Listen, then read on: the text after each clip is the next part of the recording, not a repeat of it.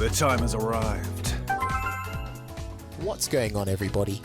Jammer's here, and I'm here to present to you a new project Capcom are working on known as Word on the Street, where we keep you up to date in regards to the terminology used when talking about Street Fighter or fighting games in general.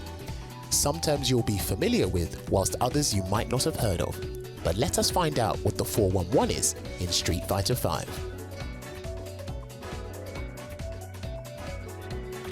Now, there's a lot of information to absorb in this video, so feel free to pause and rewind the video at your own pace. Now, let's begin!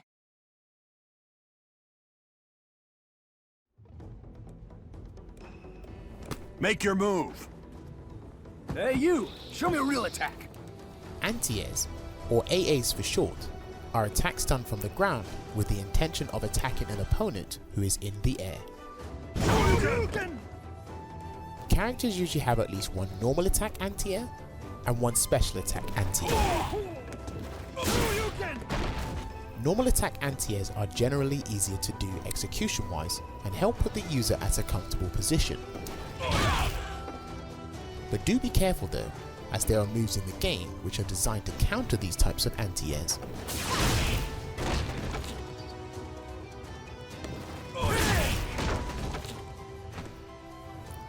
But what about special attack anti-airs? Special attack anti-airs are slightly more difficult to perform and sometimes come with benefits that normal attack anti-airs probably can't offer. All depends on the character. Special attack anti-airs have some sort of priority to airborne attacks and are generally more reliable than normal attack anti-airs. In most cases, they can even counter aerial options that change a character's jump arc. When picking a character to play in Street Fighter V, one of the first things you should do is find out what their anti-air options are.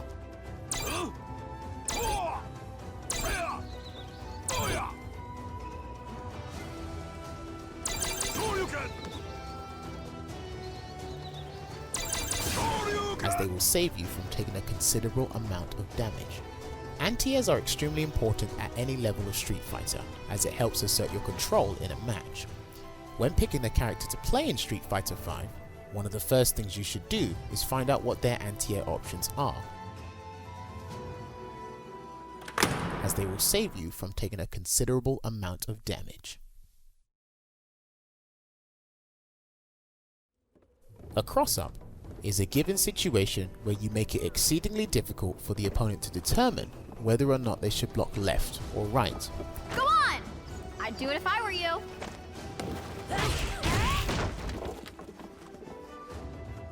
When you hear the term cross-up, you automatically think of jumping attacks, as the most common situation involves you jumping over the opponent with the intention of hitting them as you pass over.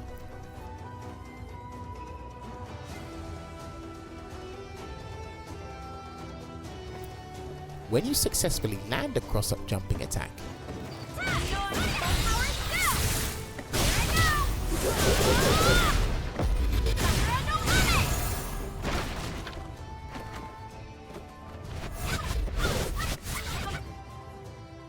a visual indicator will pop up on screen stating that it connected.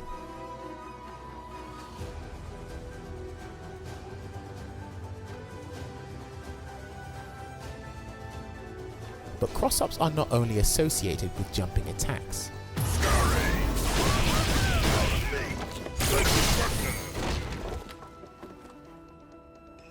You can also create a cross-up situation with certain grounded attacks. What street? Dance for me! On your knees! You just have to find a way to make them hit cross-up. This could mean jumping over the opponent in the process, or dashing through them. If you land a cross-up this way, then the visual indicator will not pop up on screen. In Street Fighter V, cross-up attacks are mainly assigned to either jumping light attacks or jumping medium attacks,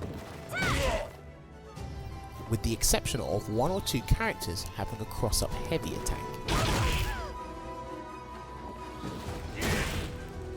And the best way to utilize them is by doing them after you knock down the opponent.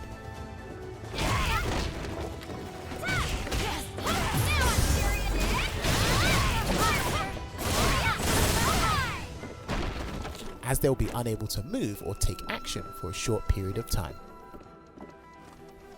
If you try to go for a cross-up jumping attack in open play arbitrarily, then there's a high chance that the opponent can anti-air the attempt. But at a particular angle, cross-up attacks can beat anti-air options. But this is situational and something you as a player have to work on. Cross-ups are really ambiguous.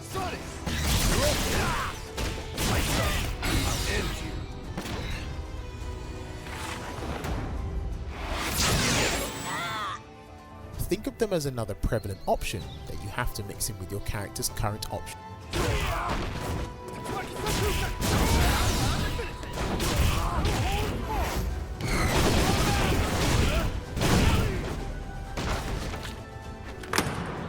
Whether they're grounded options or aerial ones. What was once seen as a glitch is now just a natural part of Street Fighter.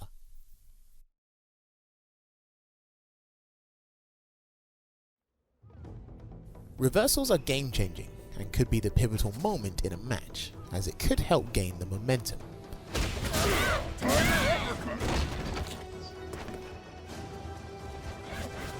In Street Fighter V, if a move is done at the earliest time possible, then a visual indication will pop up on screen saying reversal. A reversal is when you do a move as an immediate reaction to your opponent's attack. In some cases, the reversal is done at what the game considers the most favourable time necessary to take advantage of the beneficial properties. This can be applied to numerous scenarios. After a character gets hit, when they exit their block animation,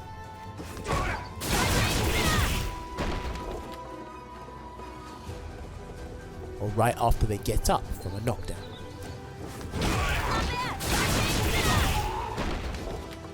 You usually see these types of reversals with special attacks that have high priority.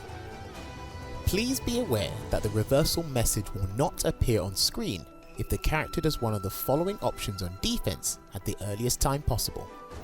A normal attack, a regular throw,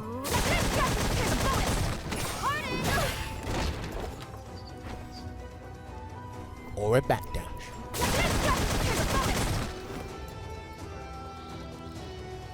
The indicator only appears when special attacks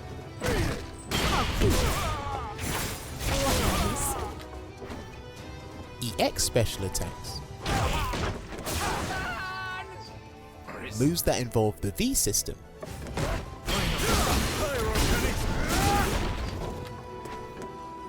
or critical arts are performed.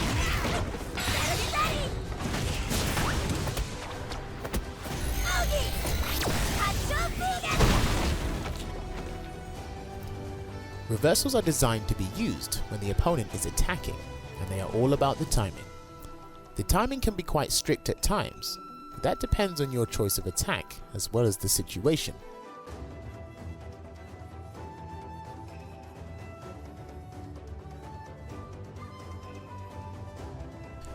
Also remember that any grounded option done with reversal timing can be considered a reversal. The game just doesn't notify you every time you do something as a reversal.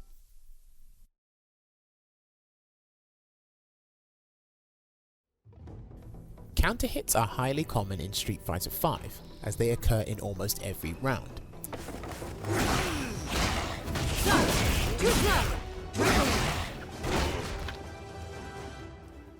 A counter hit is basically an attack that hits the opponent whilst they are in the process of doing an attack themselves.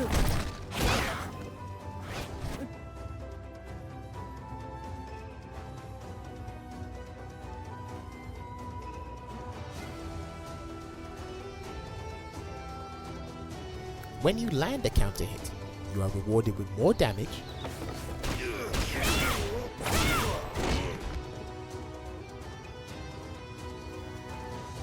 new combo possibilities,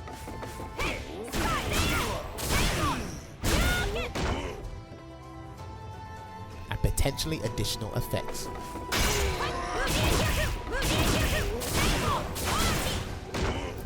The additional effects differ from game to game, but think of counter hits as one of the many routes to scoring huge damage in fighting games. In Street Fighter V, outside of the traditional way of landing a counter hit, another opportunity to land one is by blocking an invincible reversal and then going for an attack during the move's recovery period.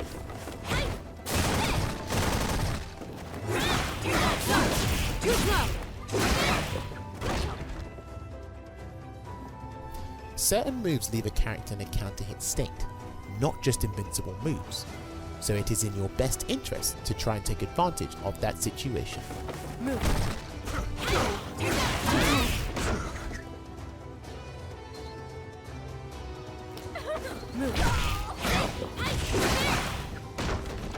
Now when you go to punish the invincible reversal, the damage you inflict is slightly more than what you would get from a standard counter hit combo.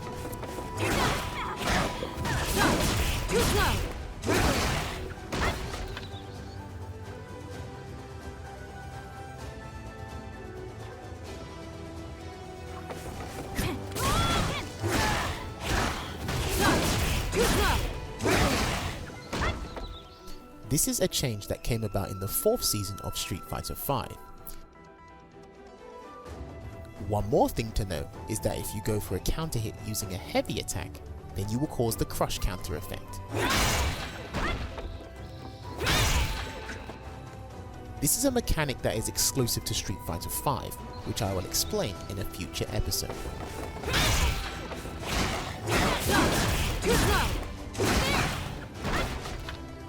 The majority of attacks in the game have the opportunity to connect as a counter hit, and the mileage you get from those certain counter hits is devastating. So you want to make sure you are the one landing the counter hit instead of being on the receiving end.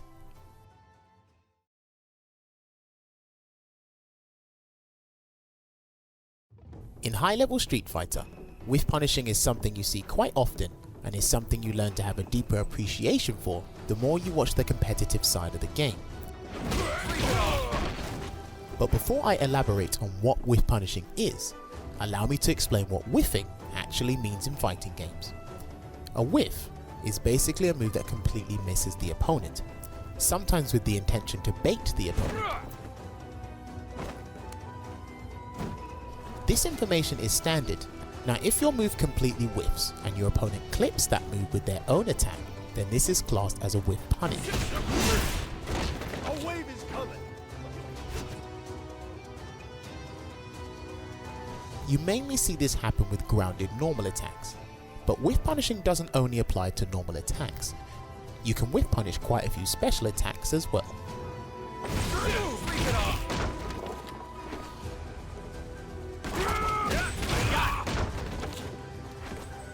Whiff punishing requires great situational awareness, things like spacing,